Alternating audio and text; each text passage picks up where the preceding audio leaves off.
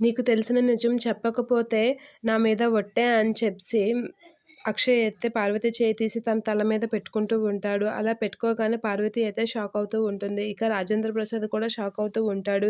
ఏంటి పార్వతి ఇప్పుడు నిజం చెప్పేస్తుందేంటో అనైతే భయపడుతూ ఉంటాడు రాజేంద్ర ప్రసాద్. ఇక పార్వతి ఏం చేయలేక అలా షాక్ అయి చూస్తూ ఉంటుంది. ఇక అవని వీళ్ళందరూ అయితే షాక్ అవుతూ ఉంటారు అక్షయ్ చేసిన పనికి. ఇక పార్వతి అయితే ఏం చేయలేక నిజం చెప్పడానికైతే రెడీ అవుతూ ఉంటుంది. మీ నాన్న నీకు ఆస్తిలో సగవాటా రాయడానికి గల కారణం అని చెప్పి అంటూ ఉంటుంది.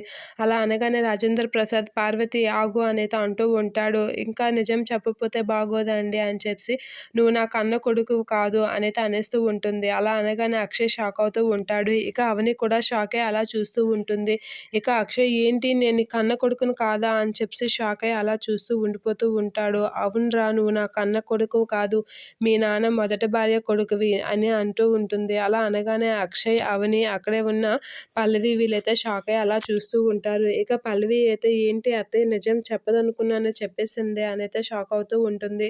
నువ్వు అసలు నాకు పుట్టలేదురా అని చెప్పి పార్వతి అయితే అక్షయ్‌తో అనేస్తూ ఉంటుంది. అలా అనగానే ఒకసారిగా అక్షయ్ షాక్ అయ్యి ఏం మాట్లాడుతున్నావమ్మా అనేది అంటూ ఉంటాడు. అవునురా నేను అసలు నీ కన్న తల్లినే కాదు, నీ తల్లి మీ నాన్న మొదటి భార్య అని చెప్పి అంటూ ఉంటుంది. అలా అనగానే కమల్ అందరూ అయితే షాక్ అవుతూ ఉంటారు. అలా షాక్ అయ్యి అలా చూస్తూ ఉండిపోతూ ఉంటారు పార్వతిని. నేను నీ కన్న తల్లిని కాదు, అందుకే నీవు ఒక్కడికి సగవాటా రాశాడు మీ నాన్న అని చెప్పి ఆ విషయం నాకు ఎప్పుడో తెలుసు అని పార్వతి అయితే అంటూ ఉంటుంది. ఆ మాటలకి అక్షయ్ షాక్ అయ్యి అలా చూస్తూ ఉండిపోతూ ఉంటాడు. ఇక పార్వతి అయితే ఆ విషయం చెప్పేసి బాధపడుతూ అక్కడి నుంచి అయితే వెళ్ళిపోతూ ఉంటుంది. అలా వెళ్ళిపోతున్న పార్వతి చూసి అక్షయ్ అయితే అలా కూర్చొని ఏడుస్తూ ఉంటాడు. ఇక పార్వతి అయితే అలా మేడపైకి వెళ్తూ ఉంటుంది. ఇక అక్షయ్ అయితే చాలా గట్టిగా ఏడుస్తూ ఉంటాడు.